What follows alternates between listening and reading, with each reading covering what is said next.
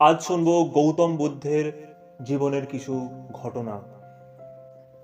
কিন্তু ভিডিওটি শুরু করার আগে যারা এখনো চ্যানেলটিকে সাবস্ক্রাইব করেননি তারা চ্যানেলটিকে সাবস্ক্রাইব করে নিন এবং পাশে থাকা বেল আইকনটিতে প্রেস করে আমাদের সাথে যুক্ত হয়ে যান। গৌতম বুদ্ধ প্রাচীন ভারতে বর্তমান নেপালের অন্তর্গত হিমালয়ের পাদদেশ ছিল কোশল রাজ্য। রাজ্যের রাজধানী কপিলাবস্তু। কোশলের অধিপতি ছিলেন শাক্য বংশের রাজা শুদ্ধোধন। শুদ্ধোধনের সুখের সংসারে একটি মাত্র অভাব ছিল, তার কোনো পুত্র সন্তান ছিল না। বিবাহের দীর্ঘদিন পর গর্ভবতী হলেন জ্যেষ্ঠা রানী মায়াবতী। সেকালের প্রচলিত রীতি অনুসারে সন্তান জন্মাবার সময় পিতৃগৃহে যাত্রা করলেন মায়াদেবী। পথে লুম্বিনী উদ্যান, সেখানে এসে পৌঁছাতেই প্রসব বেদনা উঠল রানীর। যাত্রা স্থগিত রেখে বাগানে আশ্রয় নিলেন সকলে। সেই উদ্যানেই জন্ম হলো বুদ্ধের, যিনি সমস্ত মানবের কল্যাণের জন্য নিজেকে উৎসর্গ করেছিলেন। তিনি রাজার পুত্র হয়েও কোনো রাজপ্রাসাদে জন্মগ্রহণ করলেন না, মুক্ত প্রকৃতির মধ্যে নীল আকাশের নিচে আবির্ভূত হলেন। পুত্র জন্মাবার কয়েকদিন পরেই মারা গেলেন মায়াদেবী। শিশুপুত্রের নাম রাখা হলো সিদ্ধার্থ। রাজা শুদ্ধোধন জ্যোতিষীদের আদেশ দিলেন শিশুর ভাগ্য গণনা করতে। তারা সিদ্ধার্থের ভাগ্য গণনা করে বললেন, এই শিশু একদিন পৃথিবীর রাজা হবেন। যেদিন এই জরাজীর্ণ বৃদ্ধ মানুষ মৃতদেহ এবং সন্ন্যাসীর দর্শন পাবে, সেই দিনই সংসারের সকল মায়া পরিত্যাগ করে গৃহত্যাগ করবে। চিন্তিত হয়ে পড়লেন শুদ্ধোধন। মন্ত্রীরা পরামর্শ দিলেন, এই শিশুকে সুখ, বৈভব আর বিলাসিতার স্রোতে ভাসিয়ে দিন, তাহলে এই আর কোনোদিন গৃহত্যাগী বা সন্ন্যাসী হবেন না। স্বতন্ত্র প্রাসাদের স্থান হলো রাজপুত্র সিদ্ধার্থের, যেখানে কোনো জরা ব্যাধি মৃত্যুর প্রবেশ করার অধিকার নেই। ধীরে ধীরে বড় হয়ে উঠলেন সিদ্ধার্থ। যৌবনে পা দিতেই রাজা শুদ্ধোধন তার বিবাহের আয়োজন করলেন। সম্ভ্রান্ত বংশীয় সুন্দরী কিশোর যশোরধারার সাথে বিবাহ হলো সিদ্ধার্থের। বিবাহের পর কিছুদিন আনন্দ উৎসবে মেতে রইলেন সিদ্ধার্থ। যথাসময়ে একটি পুত্র সন্তানের জন্ম হলো। তার নাম রাখা হলো রাহুল। সন্তানের জন্মের পর থেকেই পরিবর্তন শুরু হলো সিদ্ধার্থের। একদিন পথে বের হয়েছেন, এমন সময় তার চোখে পড়ল এক বৃদ্ধ। অস্থি চর্মসার, মাথার সব চুলগুলো পেকে সাদা হয়ে গিয়েছে। মুখে একটিও দাঁত নেই, গায়ের চামড়া ঝুলে পড়েছে। লাঠিতে ভর দিয়ে ধীরে ধীরে হাঁটছিল। বৃদ্ধকে দেখা মাত্রই রথ থামালেন সিদ্ধার্থ। তার সমস্ত মন বিচলিত হয়ে পড়ল মানুষের একটি ভয়ঙ্কর রূপ। ভারাক্রান্ত মনে প্রাসাদে ফিরে গেলেন সিদ্ধার্থ। কয়েকদিন পর হঠাৎ সিদ্ধার্থের চোখে পড়ল একটি গাছের তলায় শুয়ে আছে একজন মানুষ। অসুস্থ, রোগগ্রস্ত, যন্ত্রণায় আর্তনাদ করছে। বিমর্ষ হয়ে পড়লেন সিদ্ধার্থ। তাহলে তো যৌবনেও সুখ নেই, যে কোনো মুহূর্তে ব্যাধি এসে সব সুখ কেড়ে নেবে। কিছুদিন পর সিদ্ধার্থের চোখে পড়ল রাজপথ দিয়ে চলছে এক শব যাত্রা। জীবনে এই প্রথম মৃতদেহ দেখলেন। প্রিয়জনের কান্নায় চারিদিকে মুখর হয়ে উঠেছে। বিস্মৃত হলেন সিদ্ধার্থ। কিসের এই কান্না? সারথী চন্ড বললেন, প্রত্যেক মানুষের জীবনের পরিণতি এই মৃত্যু। মৃত্যুই জীবনের শেষ, তাই প্রিয়জনকে চিরদিনের জন্য হারাবার বেদনায় সকলে কাঁদছে। আনমনা হয়ে গেলেন সিদ্ধার্থ। এক জিজ্ঞাসা জেগে উঠল তার মনের মধ্যে, মৃত্যুই যদি জীবনের অন্তিম পরিণতি হয়, তবে এই জীবনের সার্থকতা কোথায়? রাজপ্রাসাদের সুখ, ঐশ্বর্য, বিলাস সব তুচ্ছ হয়ে গেল সিদ্ধার্থের কাছে। প্রতি মুহূর্তে মনে হতে লাগলো, এই জরা ব্যাধি মৃত্যুর হাত থেকে কে তাকে মুক্তির সন্ধান দেবে। অকস্মাৎ দেখা হলো এক সন্ন্যাসীর সাথে। সিদ্ধার্থ তাকে জিজ্ঞাসা করলেন, কেন আপনি এই সন্ন্যাস গ্রহণ করেছেন? সন্ন্যাসী বললেন, আমি জেনেছি সংসারের সবকিছুই অনিত্য। জরা ব্যাধি মৃত্যু যে কোনো মুহূর্তে জীবনকে ধ্বংস করে দিতে পারে। তাই আমি যা কিছু অবিনশ্বর চিরন্তন তারই সন্ধানে বার হয়েছি। আমার কাছে সুখ, দুঃখ, জীবন, মৃত্যু সব এক হয়ে গিয়েছে। সিদ্ধার্থ সকলের কাছ থেকে নিজেকে দূরে সরিয়ে নিলেন। দিবা রাত্র চিন্তার মধ্যে হারিয়ে গেলেন। সকলের অগোচরে গভীর রাতে নিজের পক্ষ ত্যাগ করে বেরিয়ে এলেন সিদ্ধার্থ। পেছনে পড়ে রইল স্ত্রী যশোধারা, পুত্র রাহুল, পিতা শুদ্ধোধন, অশ্বশালায় ঘুমিয়েছিল সারথি চন্ন, তাকে ডেকে তুললেন সিদ্ধার্থ। সিদ্ধার্থকে রথে নিয়ে চললেন চন্ন। নগরের সীমানা পার হয়ে, জনপদ গ্রাম পার হয়ে রাজ্যের সীমানায় এসে দাঁড়ালেন। এবার সারথি চন্নকে বিদায় দিতে হবে। নিজের সমস্ত অলংকার রাজবেশ খুলে উপহার দিলেন চন্নকে। তারপর বললেন, তুমি পিতাকে গিয়ে বলো, আমি যদি কোনোদিন জরা ব্যাধি মৃত্যুকে জয় করতে পারি, তবে আবার তার কাছে ফিরে আসব। আমি মানুষের এই যন্ত্রণা থেকে মুক্ত করে আলোর পথ দেখাতে চাই। চলতে চলতে অবশেষে সিদ্ধার্থ এসে পৌঁছালেন রাজগৃহ। তখন রাজগৃহ ছিল, কোথাও কোনো জনমানব নেই, চারিদিকে নির্জন, শুধু পাখির কুজন আর বয়ে চলা বাতাসের শব্দ। ভালো লেগে গেল সিদ্ধার্থের। তিনি স্থির করলেন এখানেই বিশ্রাম গ্রহণ করবেন। ঘুরতে ঘুরতে চোখে পড়ল পাহাড়ে ছোট ছোট গুহায় ধ্যানমগ্ন হয়ে আছে সব সাধুরা। একটি গুহার সামনে এসে দাঁড়িয়ে পড়লেন সিদ্ধার্থ। সেই গুহায় ধ্যানমগ্ন ছিলেন আলারা নামে এক সাধু। সিদ্ধার্থ গুহায় অদূরে বসলেন। আলারার ধ্যান ভঙ্গ হতেই সিদ্ধার্থ তার কাছে গিয়ে নিজের পরিচয়, গৃহত্যাগের কারণ বর্ণনা করে বললেন, আমি মুক্তির পথের সন্ধান করছি। আমাকে আপনি বলে দিন কোন পথ ধরে অগ্রসর হলে আমার লক্ষ্যে পৌঁছাতে পারবো। সেখানে রয়ে গেলেন সিদ্ধার্থ। একটি গুহায় তিনি বাসস্থান করে নিলেন। সমস্ত দিন ধ্যান, বেদপাঠ, শাস্ত্র চর্চার মধ্যে অতিবাহিত হতো। দিন কেটে যায়। গুরু আলারার কাছে শিক্ষা পেয়ে অনেক কিছু জ্ঞান লাভ করেছেন সিদ্ধার্থ, কিন্তু তার অন্তরে যেন অতৃপ্ত রয়ে যায়। নতুন গুরুর সন্ধানে বার হলেন সিদ্ধার্থ। এবার এলেন উদ্দাক নামে এক সাধুর সান্নিধ্যে। দীক্ষা নিলেন তার কাছে। সেই একই জীবনচর্চা, শাস্ত্রপাঠ, জপ, যজ্ঞ, এতে বাইরের আড়ম্বর আছে, কিন্তু অন্তরের স্পর্শ নেই। সিদ্ধার্থ উপলব্ধি করতে পারলেন যে জ্ঞান, পরম সত্যের অন্বেষণ তিনি করছেন, কোনো সাধুই তার সন্ধান জানেন না। হতাশায় ভেঙে পড়লেন। তিনি অনুভব করলেন তার পথের সন্ধান অপর কেউ তাকে দিতে পারবে না। অন্ধকারের মধ্যে তাকেই খুঁজে বার করতে হবে আলোর দিশা। ঘুরতে ঘুরতে এসে উপস্থিত হলেন উরুবেলা নামে এক নগর প্রান্তে, যেখানে 5 জন সাধু বহুদিন ধরে তপস্যা করছিলেন। সিদ্ধার্থের আসার উদ্দেশ্য শুনে তারা বলল, তুমি তপস্যা করো। সিদ্ধার্থ জিজ্ঞাসা করলেন, কেমন করে আমি তপস্যা করব? দিন রাত্র একই আসনে বসে ধ্যান করে চললেন। এত আত্মনিগ্রহ করেও যে প্রজ্ঞা জ্ঞানের সন্ধান করছিলেন তার কোনো দিশা তিনি পেলেন না।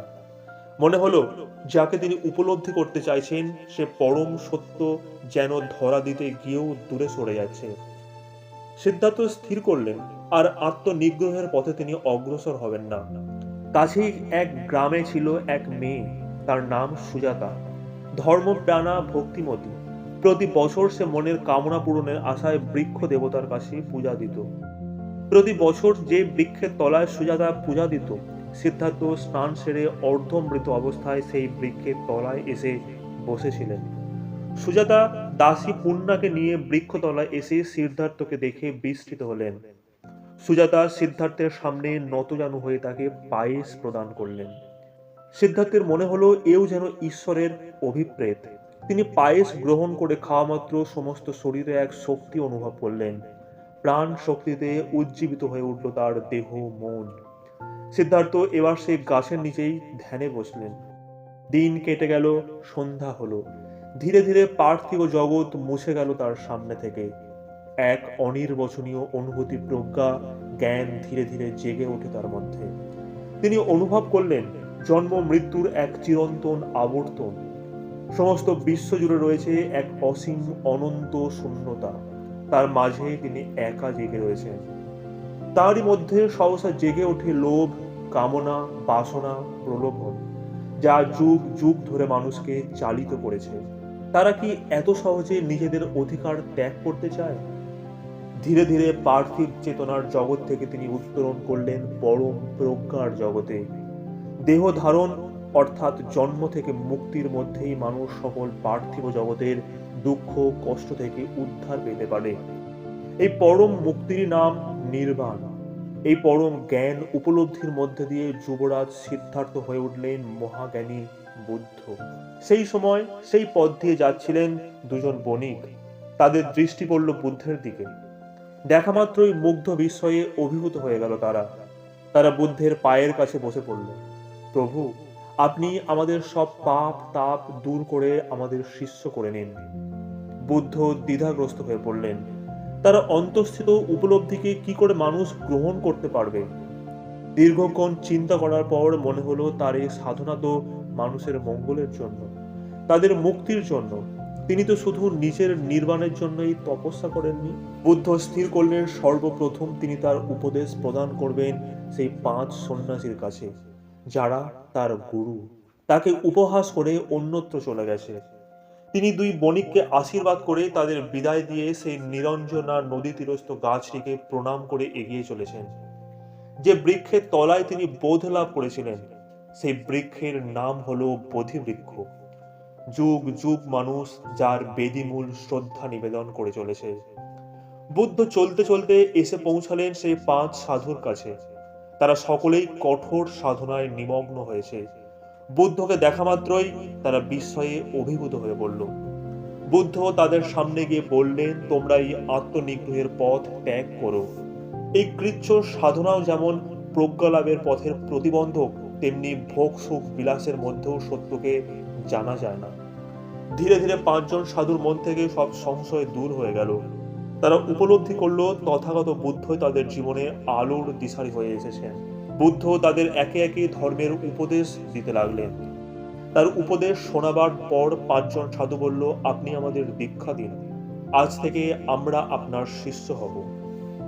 বুদ্ধ তাদের দীক্ষা দিয়ে শিষ্য হিসেবে বরণ করে নিলেন। দেখতে দেখতে অল্প দিনের মধ্যেই বুদ্ধের নাম চারিদিকে ছড়িয়ে পড়ল। প্রাচীন ভারতে বৈদিক ধর্মে মূর্তি পূজা না থাকলেও ছিল যাগযজ্ঞ আচার অনুষ্ঠানের বাড়াবাড়ি। ব্রাহ্মণরা ছিল সমাজের সবকিছুর চালক। বুদ্ধের ধর্মের মধ্যে ছিল মানুষের প্রতি ভালোবাসা, করুণা, প্রেম। তাই মানুষ সহজেই তার ধর্মের প্রতি আকৃষ্ট হন। এতদিন পুরোহিত ব্রাহ্মণরা মানুষকে বলতো একমাত্র তারাই পারে মানুষকে মুক্তি দিতে। বুদ্ধি বললেন, অন্য কেউ তোমাদের মুক্তি দিতে পারবে না। তোমাদের জীবন চর্চার মধ্যেই আছে তোমাদের জীবনের সুখ ও দুঃখ। মানুষ নিজেই যেমন তার দুঃখকে সৃষ্টি করে, তেমনি নিজের চেষ্টার মধ্য দিয়ে সব দুঃখ থেকে নিজেকে উত্তীর্ণ করতে পারে। তুমি সৎ জীবনযাপন করো, পবিত্র আচরণ করো, অন্তরকে শুদ্ধ করো, উদার করো। সেখানে যেন কোনো কলুষতা না স্পর্শ করতে পারে। দলে দলে মানুষ আসতে আরম্ভ করলো তার কাছে। তিনি তাদের কাছে বললেন অষ্টমার্গের কথা। প্রথম হচ্ছে সত্যবোধ, অর্থাৎ মন থেকে সকল ভ্রান্তি দূর করতে হবে। উপলব্ধি করতে হবে নিত্য ও অনিত্য বস্তুর মধ্যে প্রভেদ। দ্বিতীয় হচ্ছে সংকল্প, সংসারের পার্থিব বন্ধন হতে মুক্ত হবার আকাঙ্ক্ষা। যা কিছু পরম জ্ঞান তাকে উপলব্ধি করার জন্য থাকবে গভীর আত্মসংযমের পথে ধরে এগিয়ে চলা। তৃতীয় সম্যক বা সত্য লাভ। কোনো মানুষের সাথেই যেন মিথ্যা না বলা হয়। কাউকে গালিগালাজ বা খারাপ কথা বলা উচিত নয়। অন্য মানুষের সাথে যখন কথা বলবে তা যেন হয় সত্য, পবিত্র আর করুণায় পূর্ণ। চতুর্থ সৎ আচরণ। সকল মানুষেরই উচিত ভোগবিলাস ত্যাগ করে সৎ জীবনযাপন করা। সমস্ত কাজের মধ্যেই যেন থাকে সংযম আর শৃঙ্খলা। এছাড়া অন্য মানুষের প্রতি আচরণে থাকবে দয়া, ভালোবাসা। পঞ্চম হলো সত্য জীবন বা সম্যক জীবিকা, অর্থাৎ সৎভাবে অর্থ উপার্জন করতে হবে এবং জীবন ধারণের প্রয়োজনে এমন পথ অবলম্বন করতে হবে যাতে রক্ষা পাবে পবিত্রতা ও সততা। ষষ্ঠ সৎ চেষ্টা। মন থেকে সকল রকম অশুভ ও অসৎ চিন্তা দূর করতে হবে। যদি কেউ আগের 5টি পথ অনুসরণ করে তবে তার কর্ম ও চিন্তা স্বাভাবিকভাবেই সংযত হয়ে চলবে। সপ্তম সম্যক ব্যায়াম, অর্থাৎ সৎ চিন্তা। মানুষ এই সময় কেবল সৎ ও পবিত্র চিন্তা ভাবনার দ্বারা মনকে পূর্ণ করে রাখবে। অষ্টম এই স্তরে এসে মানুষ পরম শান্তি লাভ করবে। তার মন এক গভীর প্রশান্তির স্তরে উত্তীর্ণ হবে। বুদ্ধ যে অষ্টমার্গের উপদেশ দিয়েছিলেন তা মূলত তার সন্ন্যাসী আশ্রম বা সঙ্গ শিষ্যদের জন্য, কিন্তু তিনি প্রখর বাস্তব চেতনা দিয়ে উপলব্ধি করতে পেরেছিলেন সাধারণ গৃহী মানুষ কখনোই এই অষ্টমার্গের পথকে সম্পূর্ণ অনুসরণ করতে পারবেন না। বুদ্ধের এই উপদেশ জনগণের মধ্যে প্রচার করার জন্য তিনি সমগ্র মানব সমাজের জন্য 10টি নীতি প্রচলন করলেন। তুমি কোনো জীব হত্যা করবে না, অপরের জিনিস চুরি করবে না, কোনো ব্যভিচার বা অনাচার করবে না, মিথ্যা কথা কাউকে বলবে না, কাউকে প্রতারণা করবে না, কোনো মাদক দ্রব্য গ্রহণ করবে না, আহারে সংযমী হবে, দুপুরের পর আহার করবে না, নৃত্য গীত দেখবে না, সাজসজ্জা অলংকার পরবে না, বিলাসবহুল শয্যায় শোবে না, কোনো সোনা বা রূপো গ্রহণ করবে না। এই 10টি উপদেশের মধ্যে প্রথম 5টি ছিল সাধারণ মানুষের জন্য, আর সন্ন্যাসীর ক্ষেত্রে 10টি উপদেশই পালনীয়।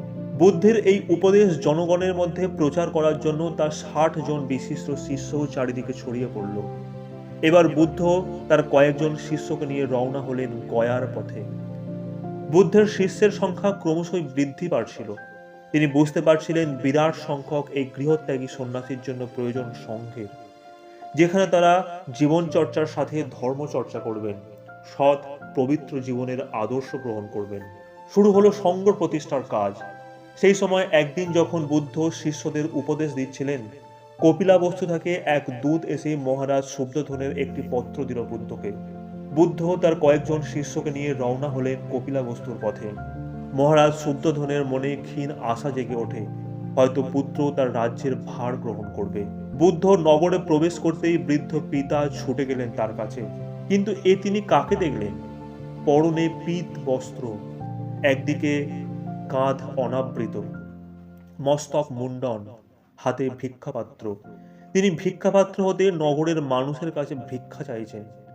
যে কিনা সমগ্র রাজ্যের যুবরাজ, সে ভিক্ষাপাত্র নিয়ে দাঁড়ে দাঁড়ে ভিক্ষা করছে। লজ্জায় ক্ষোভে মাথা নত করলেন শুদ্ধোধন। বুদ্ধ এগিয়ে গেলেন পিতার কাছে, এসে তাকে প্রণাম করে বললেন, আপনি হয়তো পুত্র স্নেহে আমাকে দেখে ব্যথিত হয়েছেন। মন থেকে এই মায়া আপনি দূর করুন, এই জগৎ অনিত্য। রাজা শুদ্ধোধন উপলব্ধি করলেন তার সম্মুখে যে দাঁড়িয়ে আছে সে তার পুত্র নয়, মহাজ্ঞানী মানব শ্রেষ্ঠ তথাগত বুদ্ধ। পুত্রকে নিয়ে রাজপ্রাসাদে গেলেন। প্রাসাদের অন্তঃপুরে বসেছিলেন যশোধারা। তিনি ভাবলেন, যতক্ষণ না বুদ্ধ তার কাছে আসে তিনি কোথাও যাবেন না। বুদ্ধের হৃদয় যশোধারার সাথে সাক্ষাতের জন্য ব্যাকুল হয়ে উঠেছিল। তিনি দুজন শিষ্যকে নিয়ে অন্তঃপুরে প্রবেশ করলেন। বুদ্ধকে দেখা মাত্রই উঠে এলেন যশোধারা। তার পরনে কোনো রাজবেশ নেই, কোনো অলংকার নেই, গৃহে থেকেও সন্ন্যাসী নেই। বুদ্ধের পায়ের ওপর লুটিয়ে পড়লেন যশোধারা। বুদ্ধ তাকে শান্ত করে বললেন, হে আমার পুত্রের জননী, আমি জানি তুমিও জন্ম জন্মান্তর ধরে সৎ পবিত্র জীবনযাপন করছো, তাই আমি তোমাকে মুক্তির পথ দেখাতে এসেছি। আমি তোমাকে যে উপদেশ দেব তুমি সেই পথ অনুসরণ করো, তবেই জীবনের সব মায়া বন্ধনের ঊর্ধ্বে উঠতে পারবে।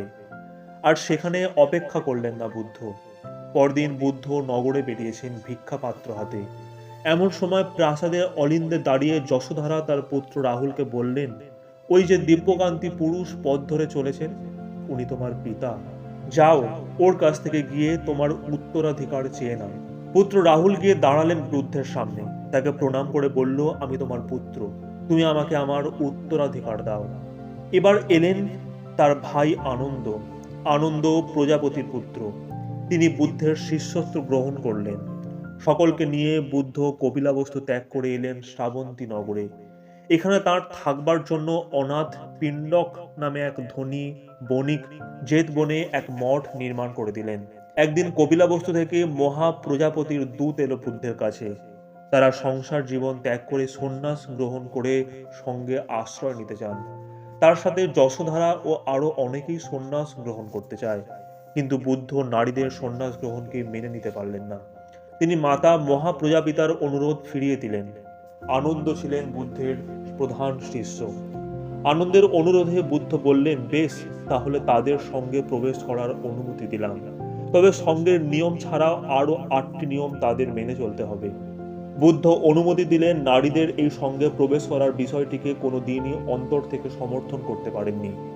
বুদ্ধ আনন্দকে বললেন, যদি নারীরা সঙ্গে প্রবেশ না করত তবে বৌদ্ধ ধর্ম হাজার হাজার বছর ধরে ভারতের বুকে রয়ে যেত। কিন্তু নারীরা প্রবেশ করার জন্য কিছুদিনের মধ্যেই আমার প্রবর্তিত সব নিয়ম শৃঙ্খলা ভেঙে পড়বে। বুদ্ধের এই আশঙ্কা সত্য বলেই পরবর্তীকালে প্রমাণিত হয়েছিল। তার এই সমস্ত উপদেশের সাথে সাথে বিভিন্ন গল্প বলতেন বুদ্ধ। এই গল্পগুলোর মধ্যে থাকতো নীতি শিক্ষা। সাধারণ অশিক্ষিত মানুষ সহজেই এই শিক্ষা গ্রহণ করত। এই সমস্ত গল্পগুলো পরবর্তীকালে সংকলন তৈরি হলো জাতক।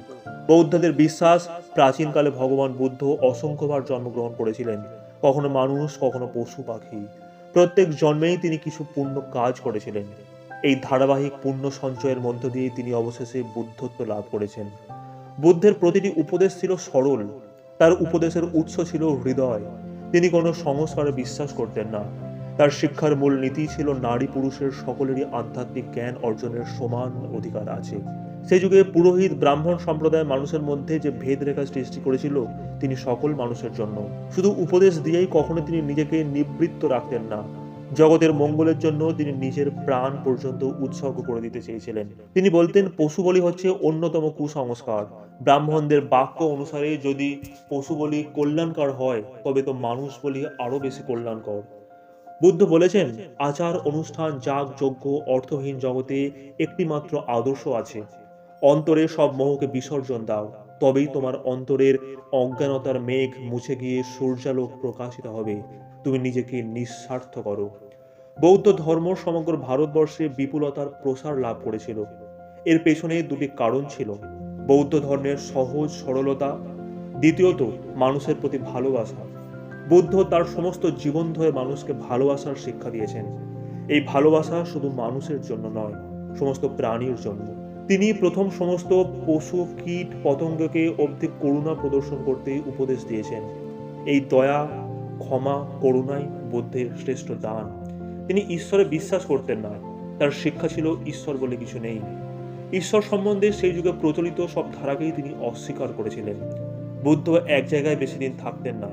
ঘুরে ঘুরে সাধারণ মানুষের মধ্যে ধর্ম প্রচার করতেন, নীতি শিক্ষা দিতেন। জীবনের দিন যতই শেষ হয়ে আসছিল, ততই মাঝে মাঝে অসুস্থ হয়ে পড়তেন। বিশেষত বর্ষার প্রকোপে তিনি বেশি অসুস্থ হয়ে পড়তেন।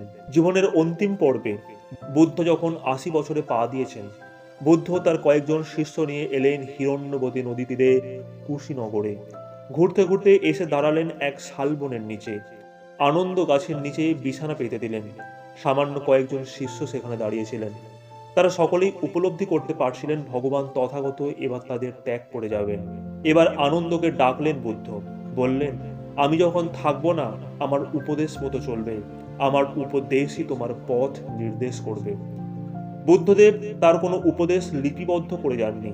তার মৃত্যুর পর বৌদ্ধ স্থবির শ্রমণরা মিলিতভাবে তার সমস্ত উপদেশ সংকলন করেন। এই সংকলিত উপদেশই ত্রিপিটক নামে পরিচিত। ত্রিপিটক বৌদ্ধদের প্রধান ধর্মগ্রন্থ। বুদ্ধ শেষবারের মতো শিষ্যদের কাছে রেখে তাদের উপদেশ দিলেন, তারপর গভীর ধ্যানে মগ্ন হলেন। সে ধ্যান আর ভাঙল না। বৌদ্ধদের মতে বুদ্ধ দেহত্যাগ করেছিলেন খ্রিস্টপূর্ব 544 সালে। কিন্তু আধুনিক কালের ঐতিহাসিকদের মতে বুদ্ধের মহাপ্রয়াণ ঘটেছিল খ্রিস্টপূর্ব 486 বা 483 সালে।